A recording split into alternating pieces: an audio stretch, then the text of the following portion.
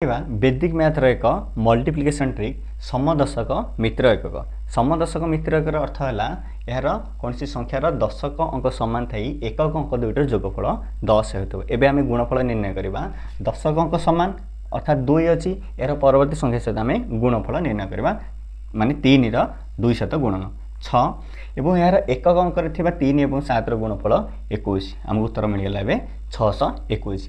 एवं 67 गुणन 63 गुणफल निर्णय करने पूर्व देखा यार दशक अंक परवर्ती संख्या सहित गुणफल अर्थात 7 गुणन 6 42 एवं एकक अंक दुईट गुणफल 7 की 21 4221 आमर उत्तर मिलगला।